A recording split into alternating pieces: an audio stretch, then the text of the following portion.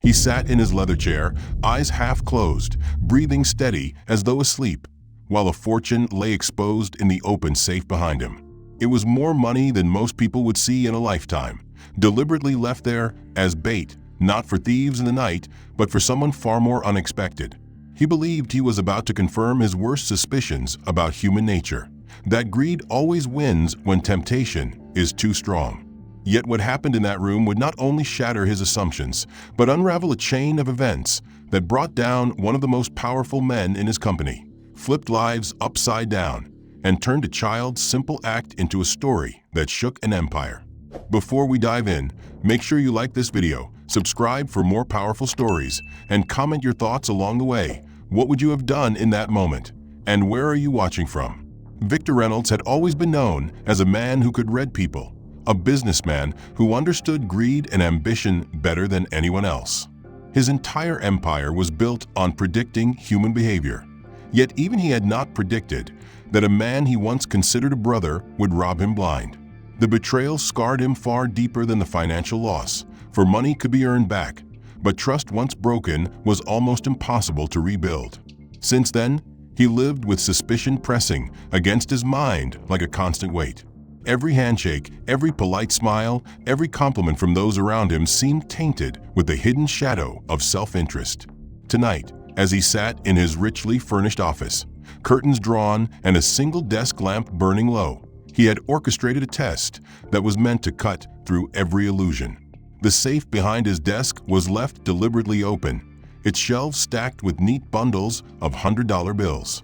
The glow of the desk lamp reflected on the crisp paper edges, making the fortune look even larger than it was. Any person, no matter how restrained, would feel the urge to touch it, to slip just one bundle away. That was human nature, or so Victor believed. Yet he chose not to test his executives or managers this time. Instead, his gaze had turned toward someone far more unexpected, the child of one of his maids.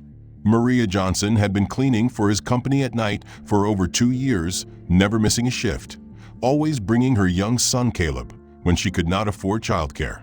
Victor had seen the boy a few times, quiet, polite, clutching little notebooks where he scribbled drawings while waiting for his mother to finish work. Caleb fascinated him, not because of anything extraordinary, but because children were unpolished mirrors of the truth. They did not yet know how to conceal their impulses. If honesty still existed in this world, it would reveal itself in a child's reaction to temptation. So Victor leaned back in his leather chair, tilted his head as though he had drifted into a doze, and waited. The sound of the door opening broke the silence. Maria entered with Caleb at her side.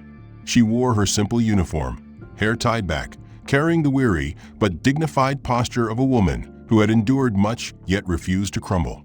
Caleb, no more than 7, wore a pair of tiny gloves, a gift from his mother, so he could pretend to help. The boy's eyes scanned the office with curiosity, catching the glint of the safe.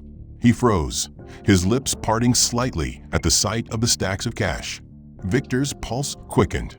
This was it. The boy stepped closer, his sneakers making faint squeaks on the polished floor.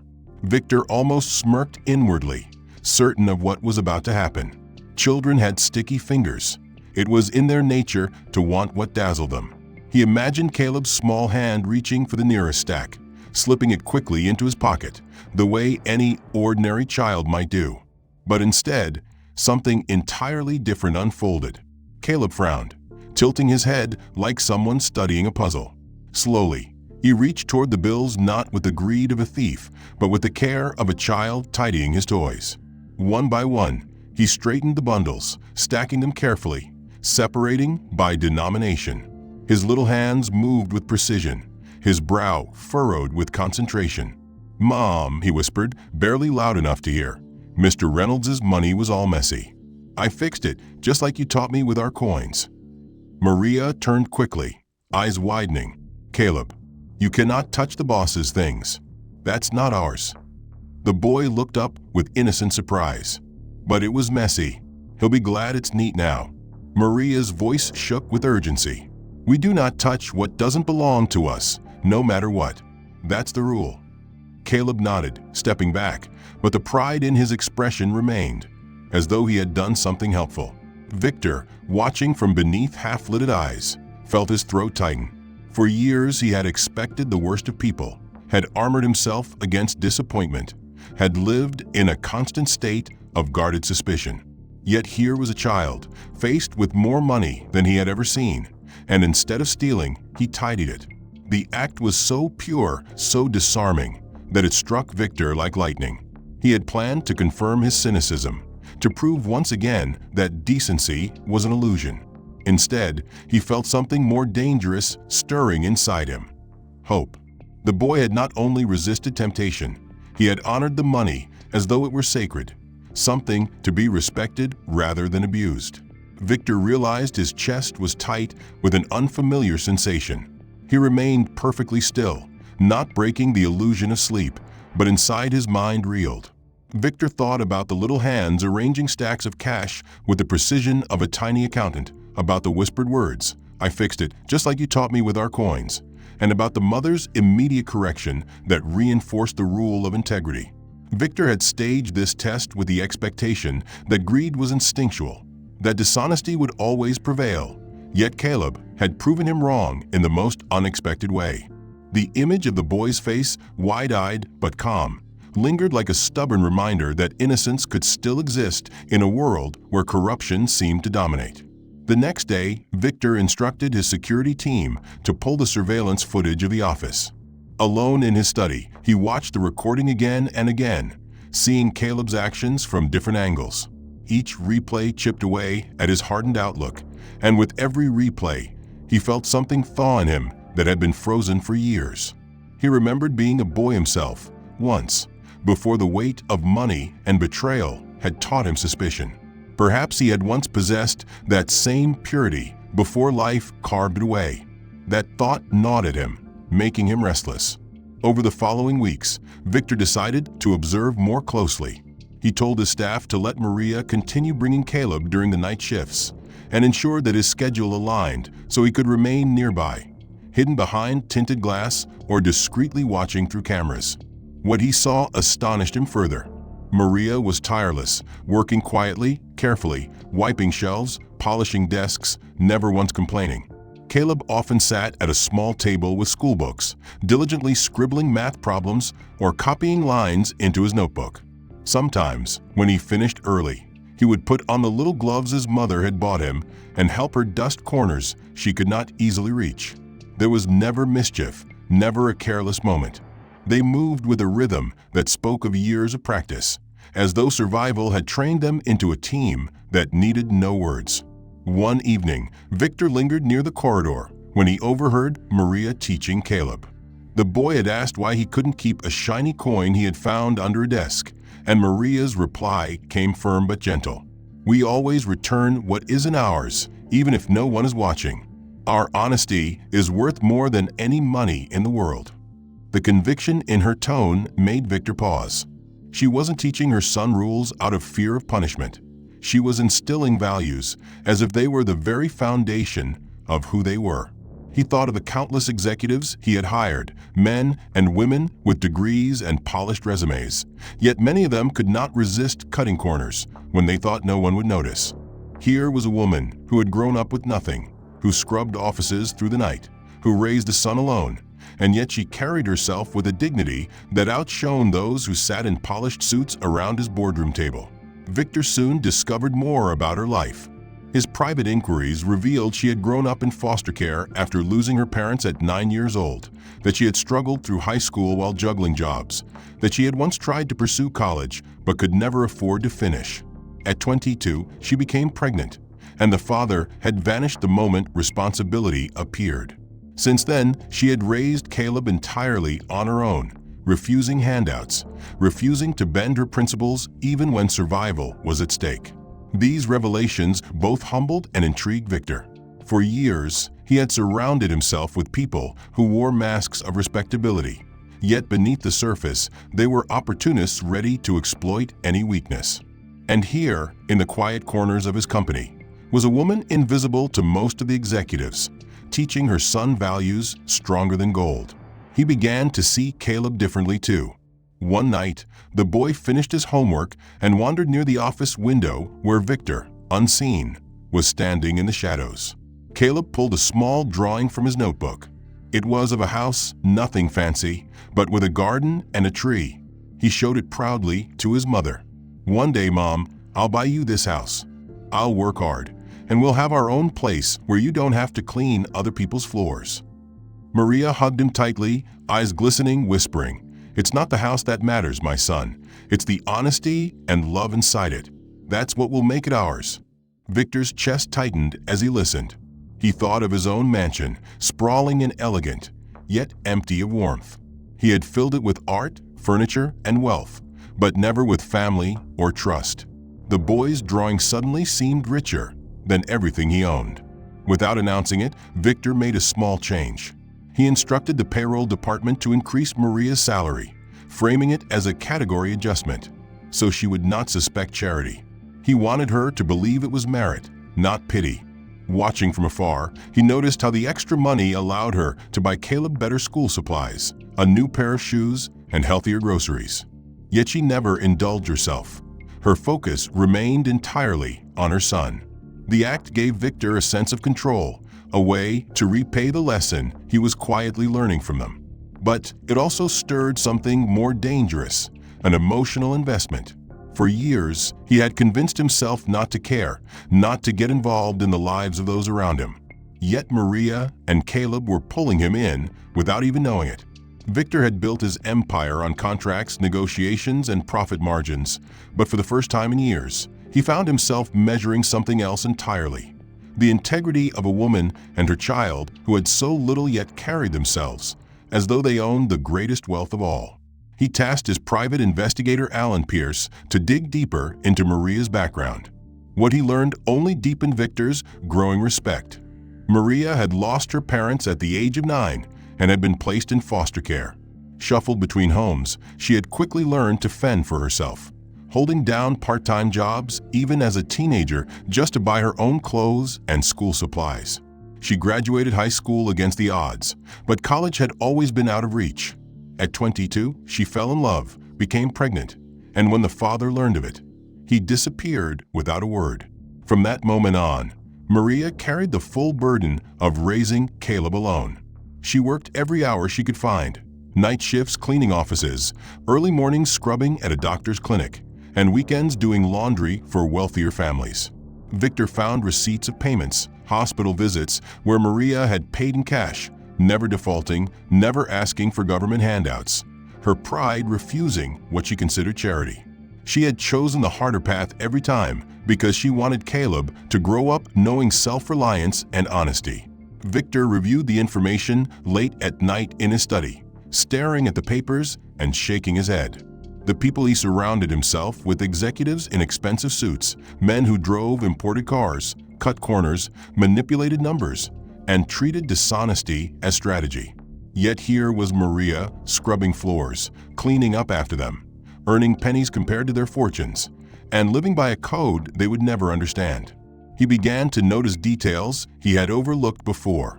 When Maria arrived for her night shift, she always made sure Caleb had his homework set out neatly on the desk.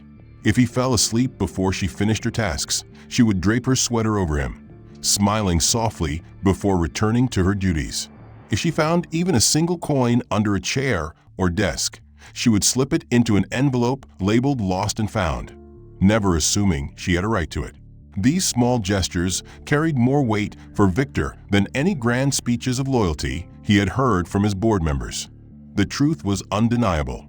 Maria lived her life as though someone was always watching, not because she feared punishment, but because she believed in the value of her actions. Caleb mirrored her values in every way.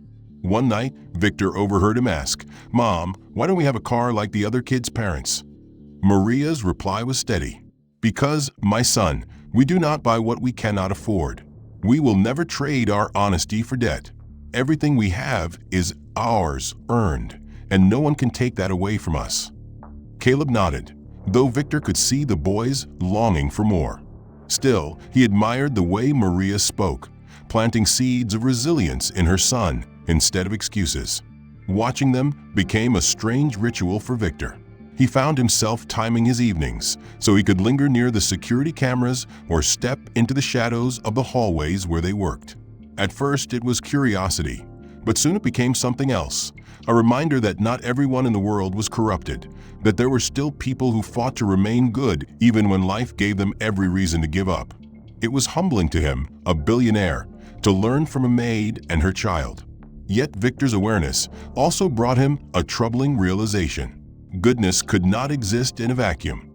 The corporate world was filled with predators, and men like Douglas Whitmore, his vice president, were always circling. Whitmore was the embodiment of inherited arrogance, a man who believed wealth made him untouchable.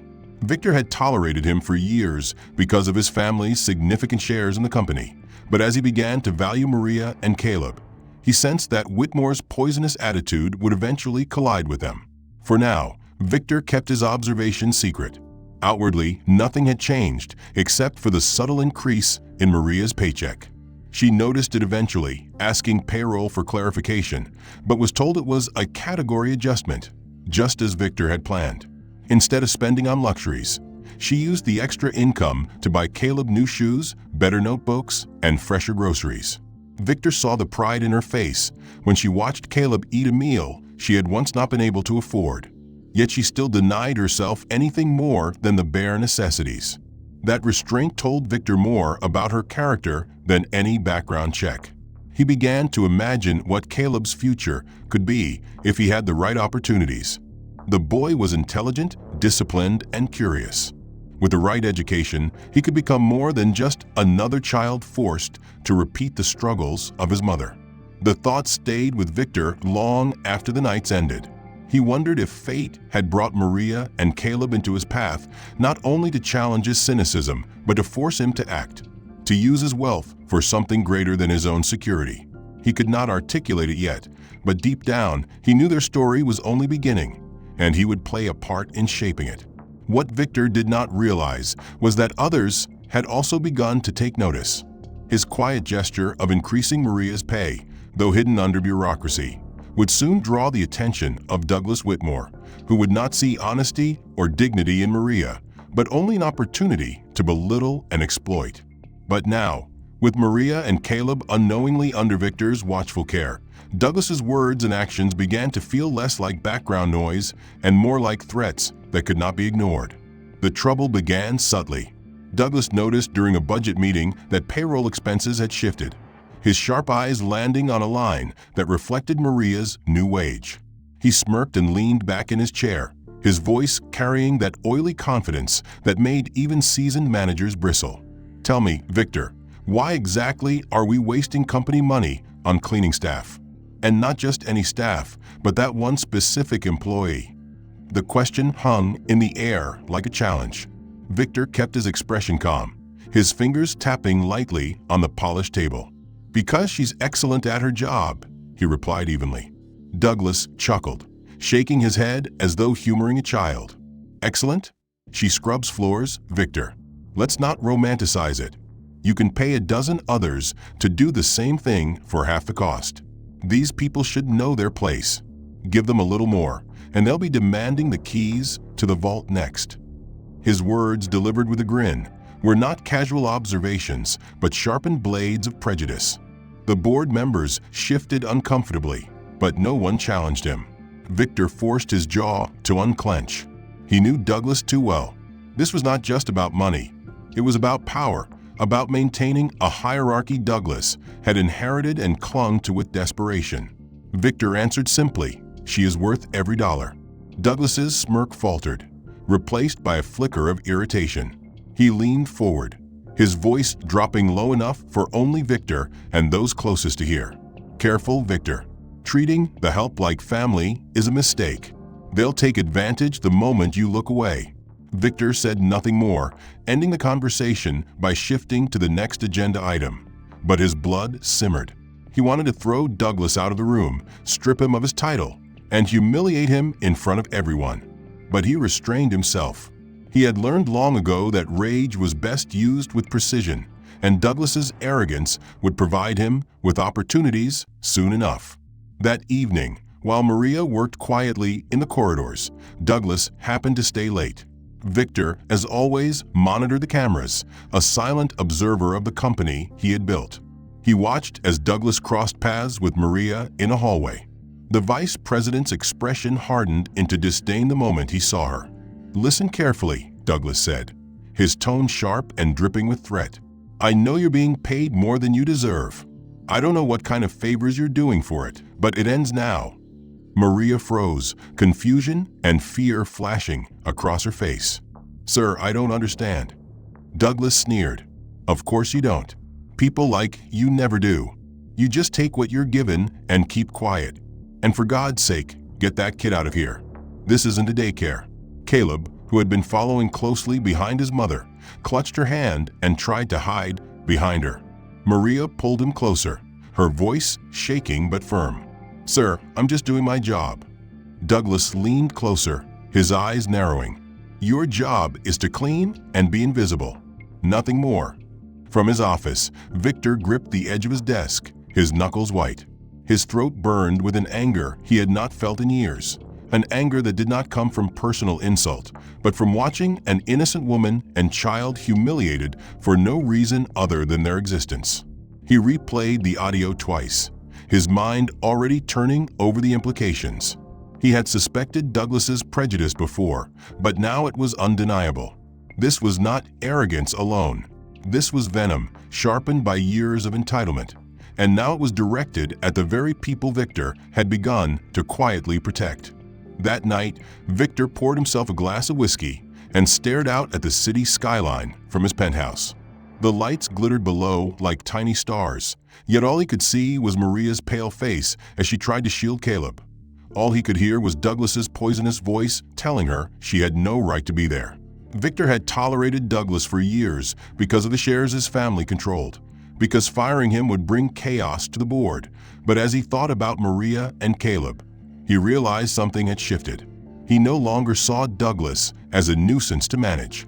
He saw him as a threat. And threats, in Victor's world, were never allowed to linger. He understood now that his observation had reached its limit.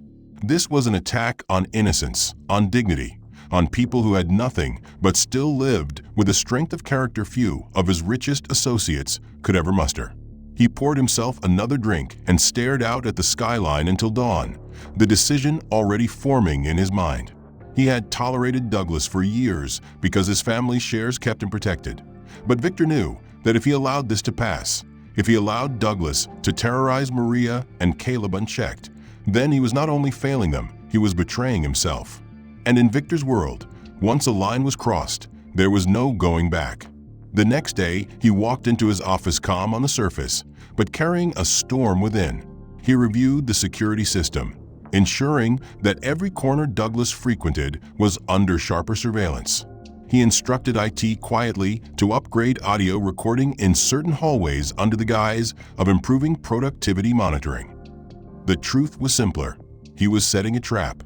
He wanted Douglas's words captured, not just once, but again and again, until there would be no doubt about the man's true nature. For years, Douglas had hidden behind his name, behind his father's fortune, behind the cowardly silence of board members who preferred to avoid conflict. Victor was determined to strip all of that away, and the first step was letting Douglas reveal himself. That evening, as Maria and Caleb arrived for their shift, Victor lingered longer than usual in his office. He saw Caleb carrying his little notebook and sitting quietly at a desk, scribbling drawings while Maria dusted shelves. There was still innocence in the boy's eyes, but Victor noticed the subtle way Caleb glanced toward the hallway, perhaps remembering the encounter with Douglas the night before. Victor clenched his fists, his resolve hardening. This was not just about teaching Douglas a lesson.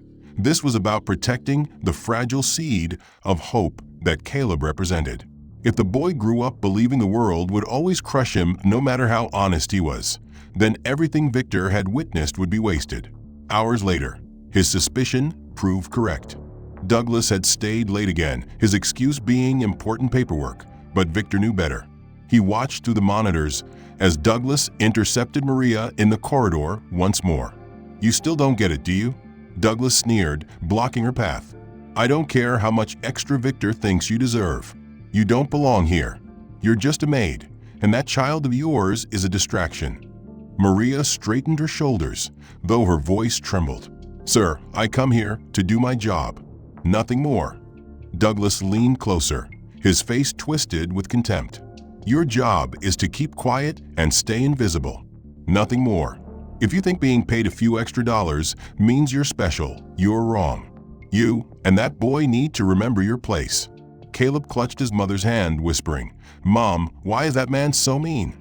Maria pulled him close, whispering back, "Because some people mistake cruelty for strength, my son." Victor, watching every second, felt his chest tighten with pride for Maria's courage even as his anger boiled over. He had seen enough. He knew Douglas would not stop until he was forced to. The next morning, Victor made a call he had been holding back for months. "Alan," he said into the phone, his voice steady, "I need your services again." On the other end, Alan Pierce, the former FBI investigator who had helped him with the embezzlement case, chuckled. "What kind of trouble this time?" "The kind that involves institutional racism and abuse of power," Victor replied. "I need everything on Douglas Whitmore. Everything he's done, everything he's tried to hide, every weakness, every sin." Alan's laugh was short and sharp. That entitled son of a board member? Shouldn't take long. Guys like him always leave a trail. Victor hung up, already planning his next move. He wanted Douglas exposed, not quietly dismissed, but publicly disgraced in such a way that he could never recover. A man like Douglas, who thrived on intimidation, needed to be destroyed by the very system he thought protected him. Over the next few days, Victor continued to watch Maria and Caleb closely. He noticed how Maria never complained, never asked for favors, never even mentioned the cruelty she endured from Douglas. She worked with her head down, protecting her son with the little strength she had, unaware that the most powerful man in the company was quietly preparing to shield her. Victor admired her restraint, but he also knew silence could only protect her for so long. Douglas was escalating, and it was only a matter of time before his arrogance pushed him into doing something irreversible. Victor wanted that moment. He wanted Douglas to go so far that even his father's wealth and influence could not save him. He wanted Douglas's poison recorded, documented, and delivered to the world in such a way that it would end his career, his reputation, and his legacy. The morning after their call, Alan arrived at Victor's office with a small briefcase and that familiar grin of a man who relished exposing corruption. "You were right," Alan said as he laid down the first stack of files. "Douglas Whitmore is a walking scandal. I've already found 3 lawsuits from his previous jobs. Bullying, harassment, targeting Black and Latino employees. The pattern is clear. They were all settled quietly out of court by his father. The boy's a parasite, Victor. He thrives on intimidation, and he's been protected from consequences his whole life." Victor's eyes darkened as he scanned the files. Photos, testimonies, signed agreements. It was all there, a paper trail that painted a picture of a man who had been allowed to torment others without ever facing accountability. "Good," Victor said quietly. "Collect more. Phone records, emails, private messages, anything that can't be dismissed as rumor. I don't just want to fire him, Alan. I want him finished." Alan chuckled. "Consider it done." Meanwhile, Victor kept a careful eye on Maria and Caleb, and in doing so, he noticed Douglas was not slowing down. In fact, he seemed emboldened. Victor suspected the man had sensed his boss's quiet defense of Maria and was now doubling his efforts out of spite. On Monday, Douglas stormed into Human Resources with a fabricated list of violations. "This employee has been arriving late regularly," he told Sandra Miller, the HR director, dropping papers on her desk. "And that child she insists on dragging with her is disruptive." Sandra, a competent professional who had worked with Victor for years, frowned. "Mr. Whitmore, I've checked the attendance records myself. Maria hasn't been late once in 2 years." Douglas waved a dismissive hand. "Records can be altered. My word should be enough. I'm the vice president." Victor, watching through the security feed in his office, clenched his jaw. The arrogance was astounding, but it was also perfect. Every word was being recorded, every fabricated accusation preserved. Douglas was walking deeper into the trap with each smug statement. By Wednesday, his behavior escalated further. Maria arrived at the parking lot with Caleb, carrying her cleaning supplies, when Douglas intercepted her, stepping into her path with that same sneer. "Listen carefully," he said, his voice dripping with menace. "I know you're doing more than just cleaning to get that extra money. What kind of special services are you providing?" Maria's face went pale with shock and fury. "Sir, what you're suggesting is disgusting. I work. That's all I do." Douglas smirked. "People like you always have a price. Don't act like you're different. Sooner or later, you'll show it." Caleb, frightened, tugged on his mother's sleeve. "Mommy, why is that man so mean?" Maria knelt and hugged her son, whispering, "Because some adults are unhappy, and they try to make others unhappy too." Douglas laughed cruelly. "Unhappy? I have more money in my wallet than you'll see in your entire life. I should be the one worried about what people like you do when you get too comfortable." That night, Victor replayed the recording over and over, his fury building with each repetition. Douglas's arrogance was sickening, but it was also handing Victor the exact ammunition he needed. By Thursday, Alan returned with even more damning evidence. He spread documents across Victor's desk, screenshots of Douglas's private social media posts, where he spewed racist remarks in closed groups, mocking minority employees and bragging about making them quit. There were private messages with other executives where Douglas casually referred to people of color with vile slurs. There were even records of him using his father's influence to sabotage black candidates in job applications at other companies. "This man is a serial predator," Alan said flatly. 15 years of the same behavior. Always the same victims. Always covered up by daddy's money. If we package this right, Victor, he won't just lose his job. He'll lose everything. Victor's eyes stayed fixed on the evidence, his voice low and steady. "Good, because I don't want him simply removed. I want him humiliated. I want him ruined. I want him to understand what it feels like to be stripped of power and left with nothing." Alan leaned back in his chair, smirking. "Then let him keep going. The more rope he takes, the harder he'll hang himself." And indeed, Douglas was preparing his most dangerous move yet. Alan had intercepted a message that made Victor's blood run cold. Douglas was planning to frame Maria for theft. The plan was to plant an expensive item in her cleaning supplies, discover it during a fake inspection, and call the police to arrest her in front of Caleb. It was cruel, calculated humiliation, the kind of stunt only someone convinced of his own invincibility would attempt. When Victor heard the details, he felt his anger sharpen into something cold and surgical. He did not panic, he smiled. "Perfect," he said, his tone lethal. "Let him try. Let him set the stage. We'll be ready." Alan nodded. "I'll make sure every camera is rolling, every angle covered. When he does this, he won't just be firing a bullet at himself. He'll be nuking his entire legacy." Victor spent the rest of the week preparing. He contacted allies quietly, spoke with Sandra Miller in HR, hinting that she should document every complaint Douglas made, every hint of discriminatory behavior. He spoke to his IT team about increasing surveillance under the guise of security upgrades. He even reached out to a handful of journalists he trusted, people who had been waiting for a scandal big enough to expose the rot of privilege in corporate America. All of them were ready to descend the moment Victor gave the word. By Friday evening, the stage was set. The plan was already unfolding.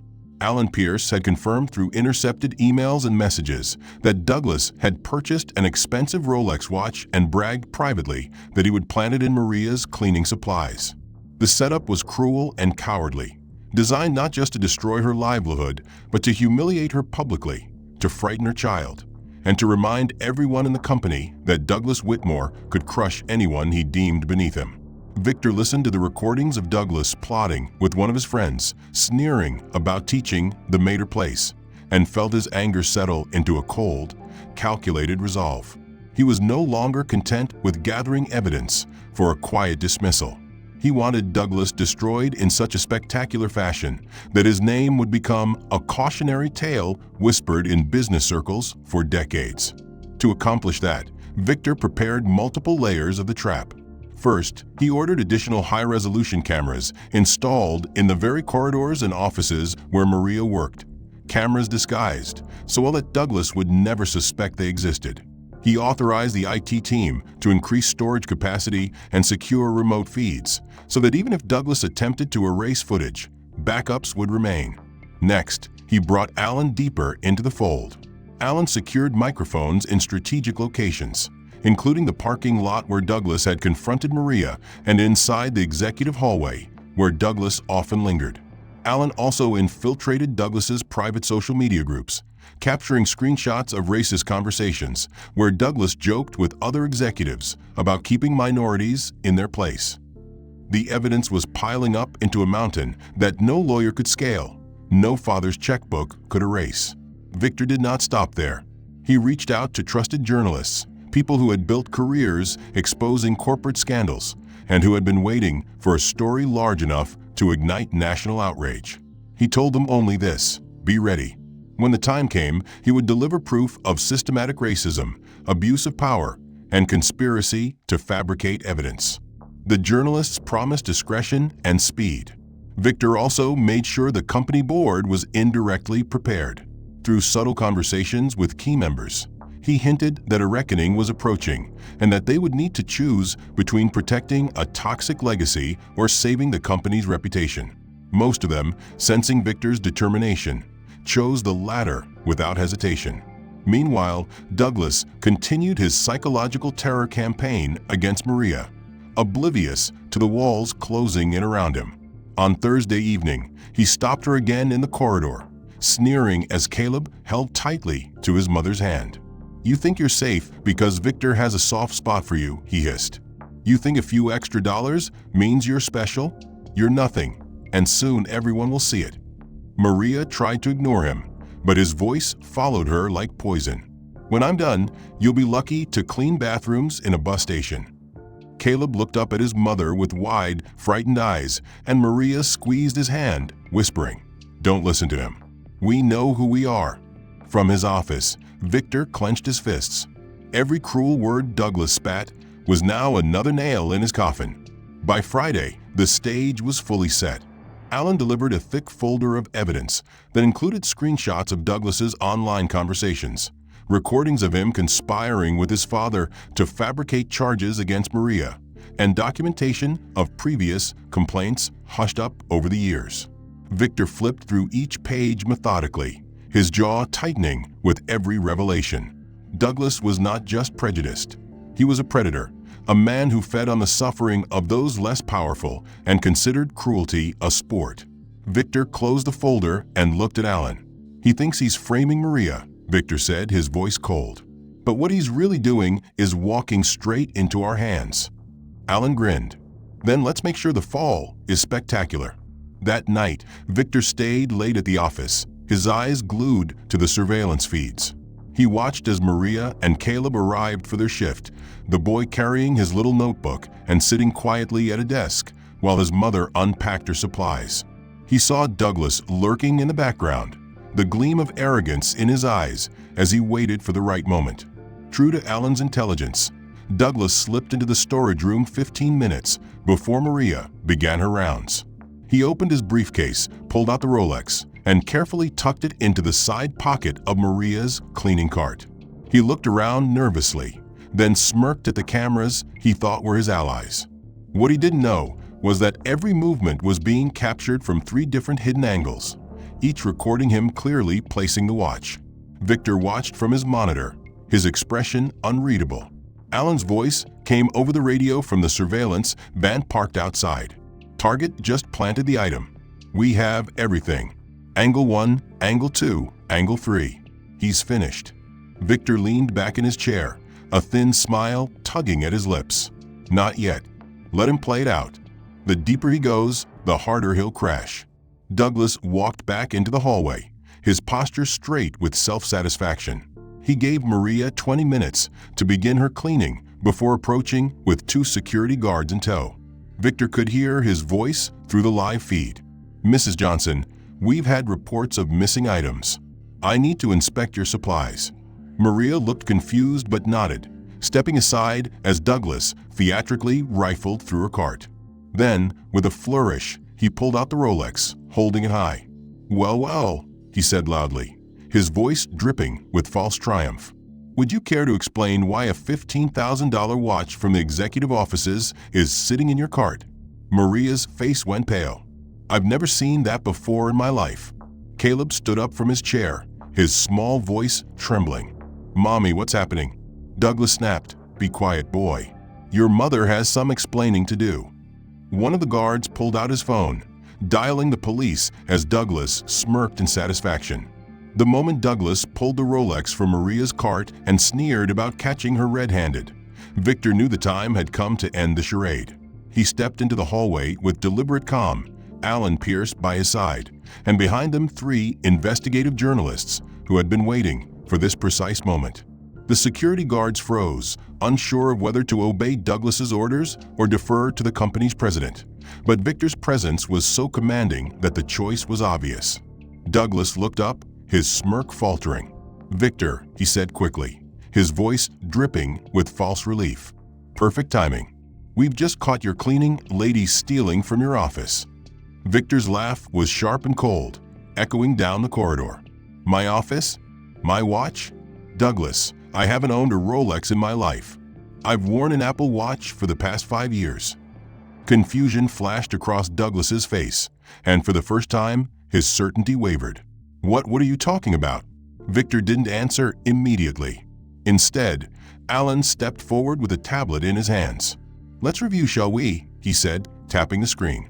The tablet lit up with high-definition footage of Douglas sneaking into the storage room earlier that evening, carefully pulling the Rolex from his briefcase and tucking it into Maria's cleaning cart. The footage rolled again from another angle, then another, each one showing his face clearly, each one undeniable. "Angle 1, Alan said smoothly, swiping to the next video. "Angle 2, Angle 3. Would you like us to continue, Mr. Whitmore?" The security guards exchanged nervous glances, one of them lowering his phone that had been dialing the police. Maria stood frozen, her face pale, while Caleb clutched her hand tightly, his little eyes darting between the adults with fear. Douglas stammered, This is manipulated. You can't use that." Victor cut him off. "Manipulated? By cameras you yourself approved. Cameras installed under your oversight to monitor productivity? Don't insult our intelligence. You planted evidence to frame an innocent woman, and you are arrogant enough to believe no one would catch you." One of the journalists stepped forward, her microphone raised. "Jennifer Walsh, Channel 7 News," she announced. "Mr. Whitmore, would you like to comment on this evidence of systematic racial discrimination and conspiracy to fabricate theft charges against an employee?" Douglas's mouth opened and closed like a fish gasping for air. You can't just spring this on me. I have rights." "Yes," Victor replied smoothly. "You have a right to remain silent, because anything you say will be used against you, not only by the police, who are already on their way, but also by the press, the board, and the lawyers who will represent Maria Johnson when she sues you." Alan opened another file on the tablet, projecting its contents onto a portable screen they had wheeled in just minutes earlier. "Let's not forget your social media activity," Alan said, scrolling through screenshots of Douglas's private posts. "Here you are calling minority employees monkeys. Here you are bragging about sabotaging black candidates during hiring. And here you are conspiring with your father to fabricate legal difficulties for Maria." Gasps rippled through the small crowd of staff who had gathered at the sound of the commotion. Maria covered her mouth, her body trembling, while Caleb pressed closer to her. Douglas tried to step forward, but Victor blocked his path. "Where do you think you're going?" Victor asked, his tone calm but dangerous. "You've spent years humiliating others, Douglas. Tonight is your turn." Another journalist spoke up. "Mr. Whitmore, what do you say to accusations that you used your position to systematically harass minority employees and conspired to plant evidence against one of them?" Sweat beaded on Douglas's forehead, his arrogance collapsing into desperation. This isn't legal. My father will. Your father, Victor interrupted, has already been contacted. In fact, he called 2 hours ago, begging to have your name removed from the company's records before this story breaks nationwide. Even he knows you're finished. Alan smirked and held up another document. Oh, and just in case you thought money could protect you, your accounts were frozen an hour ago. Your family shares in the company have already been forcibly bought out by unanimous board vote. You're not just losing your position, Douglas. You're losing everything. At that moment, the sound of footsteps echoed, and 2 uniformed officers appeared at the end of the hallway. One step forward. Douglas Whitmore, you're under arrest for conspiracy to fabricate evidence, harassment, and racial discrimination. The officers moved swiftly, pulling Douglas's arms behind his back and snapping on handcuffs. His face twisted with fury as he struggled, shouting, "This won't stand. My family has influence." Alan's voice cut through his rage like a knife. "Not anymore. Your father disowned you this morning after we leaked your posts to the press. Influence doesn't survive exposure, Douglas. You should know that better than anyone." As the police led him away, reporters fired questions, cameras flashed, and whispers spread like wildfire among the gathered staff. For Maria, the nightmare she had walked into moments earlier had flipped into something she could hardly process. She looked at Victor, her voice trembling. "Did you know this was going to happen?" Victor softened his expression, though his tone remained firm. "I suspected Douglas would cross the line. When I discovered he intended to frame you, I decided it was time to stop standing by. You and your son will never have to fear him again." Caleb looked up at Victor, his small voice timid but steady. "Mr. Reynolds, will the bad man stop scaring Mommy now?" Victor knelt to the boy's height, his voice low and certain. "Yes, Caleb. He'll never bother you again." The journalist recorded every word, but for Victor, the only thing that mattered was the relief on Maria's face and the way Caleb's grip on her hand loosened slightly, as though he finally believed he was safe. For Douglas Whitmore, humiliation had arrived in its fullest form. He was led out of the building in handcuffs, his father's protection gone, his career over, his reputation in ruins. Victor knew that this was not just about punishment. For Maria, the relief was overwhelming, though she still stood in shock, clutching Caleb's hand as though anchoring herself to reality. Caleb, wide-eyed, clung to her side, still processing how the man who had frightened them so many times had been exposed as the liar and predator he truly was. Victor took in their faces, noting the tears on Maria's cheeks and the tremor in her voice as she whispered, "I don't understand how this all happened." He placed a reassuring hand on her shoulder. "You don't need to understand every detail, Maria. What matters is that justice was served tonight. He wanted to break you, but in the end he broke himself." The following morning, the board convened an emergency meeting. Every member had seen the footage that Alan Pierce had collected, every racist post, every threat, every recorded scheme Douglas had devised. There was no debate about his removal. The board voted unanimously to strip the Whitmore family of their shares, forcing them to sell back their stake to the company. Victor, for the first time in years, felt the weight of their influence vanish from his shoulders. He had not only protected Maria and Caleb, but he had purged the company of a poison that had festered far too long. Meanwhile, Douglas spent his first night in a holding cell, his calls to his father ignored, his pleas falling on deaf ears. By sunrise, his disgrace was national news. Channel 7's report led every broadcast, playing clips of his racist language, his attempted frame-up, and his arrogant words about keeping minorities in their place. Journalists dissected his career, exposing past allegations that had been hushed up. The internet swarmed with outrage, his name trending for all the wrong reasons. For a man who had lived his entire life believing himself untouchable, the collapse was swift and merciless. For Maria, however, life began to shift in the opposite direction. After the storm of reporters had passed and the police had taken Douglas away, Victor called her into his office. She entered cautiously, still unsure of her place in this new reality, Caleb holding her hand tightly. Victor gestured for them to sit. "Maria," he began, his tone gentle but firm. "I owe you more than an apology for what you've endured here. You faced humiliation, threats, and lies, and you stood with dignity through it all. You deserve more than just safety. You deserve recognition." Maria shook her head, her voice soft. "I didn't do anything, Mr. Reynolds. I just worked and tried to protect my son." "And that," Victor said, leaning forward, "is exactly why you deserve it. You worked with honesty when no one was watching. You taught your son values that money can't buy. You reminded me that character is worth more than wealth. I want you to stay in this company, but not as a cleaner. I want you to take a new role, Director of Human Resources." Maria blinked in disbelief, shaking her head again. I don't have a degree. I never finished school. I'm not qualified." Victor smiled. "Alan discovered you studied business before life forced you to stop. You've proven you have leadership. You've proven you can stand firm in the face of pressure. This company needs someone like you shaping its culture. And I'll make sure you get the education you need to complete your degree while you work." Tears filled Maria's eyes, and she gripped Caleb's hand tightly. "I don't know what to say."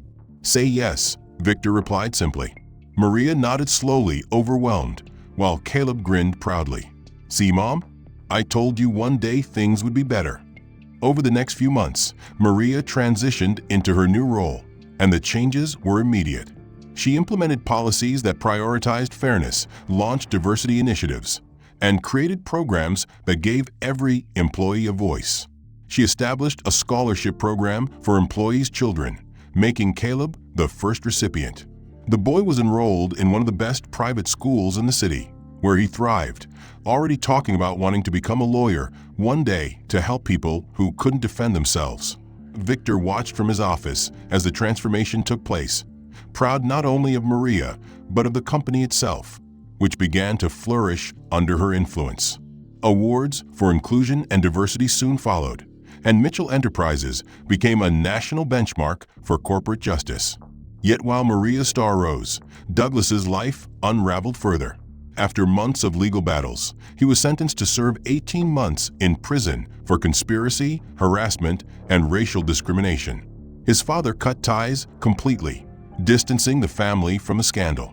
His wife filed for divorce, taking half of what little remained of his wealth. His children refused to speak to him, changing their last name to escape his legacy.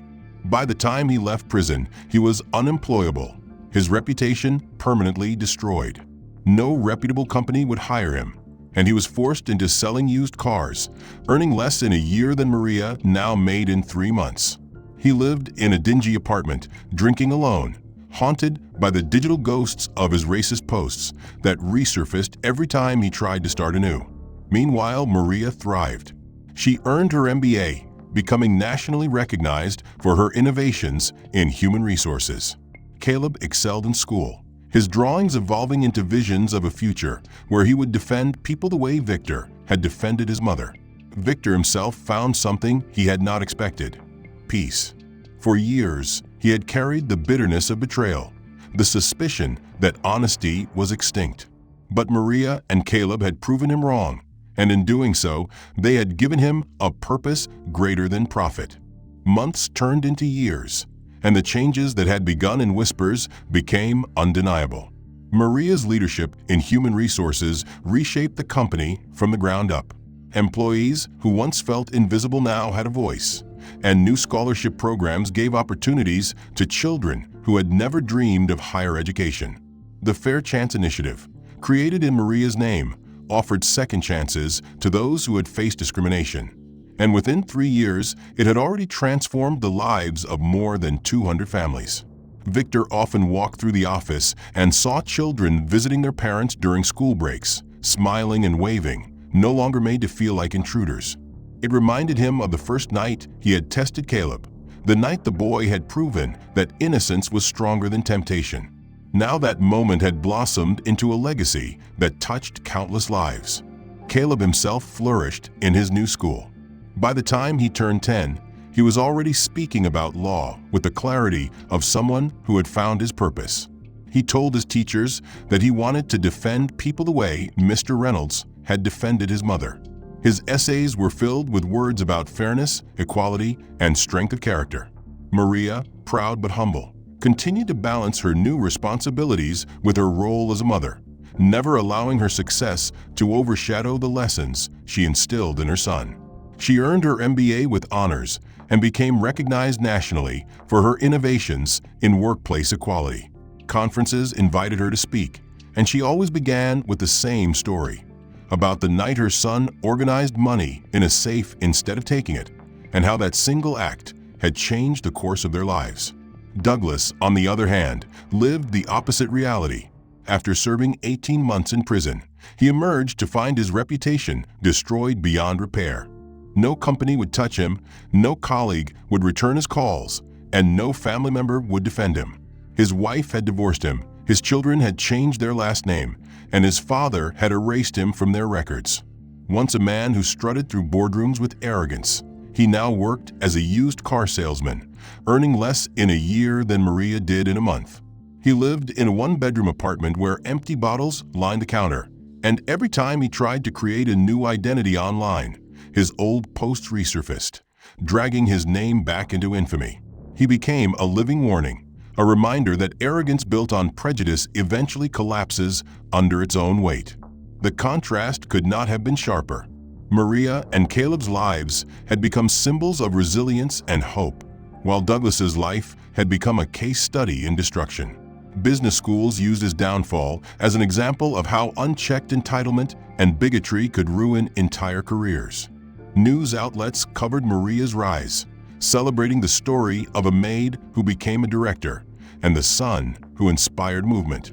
Victor, now older and reflective, found himself invited to speak at universities, where he would tell the story of the night he had pretended to sleep in his office.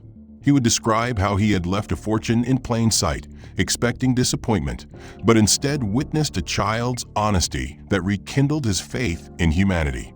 The honesty of a child, he would tell them, is more valuable than any contract or profit margin. It is a reminder that decency still exists, and when we protect it, when we nurture it, we create legacies that money alone can never buy. 3 years after Douglas's arrest, Victor organized a birthday celebration for Caleb's 10th birthday. At the gathering, surrounded by friends, staff, and family, Victor made a special announcement. He stood before the crowd and said, "Maria and Caleb have changed my life in ways I can never repay. That is why today I am creating the Caleb Johnson Educational Fund, which will provide scholarships for talented young people who deserve opportunities but lack resources. It will last 50 years, and its purpose is to ensure that children like Caleb can build futures that honor honesty and hard work." The applause filled the room as Caleb ran to hug him tightly, whispering, "Thank you for believing in us." Maria, tears in her eyes, took Victor's hand and whispered, "You gave us a chance when no one else would. That will never be forgotten." The fund became a nationwide program, lifting hundreds of young people into universities and careers that would have otherwise been out of reach. Maria's story and Caleb's honesty became the cornerstone of Victor's legacy, proof that wealth could be used not only to build empires, but to build futures. Meanwhile, Douglas withered in obscurity, rejected even by the smallest opportunities, his name forever attached to disgrace.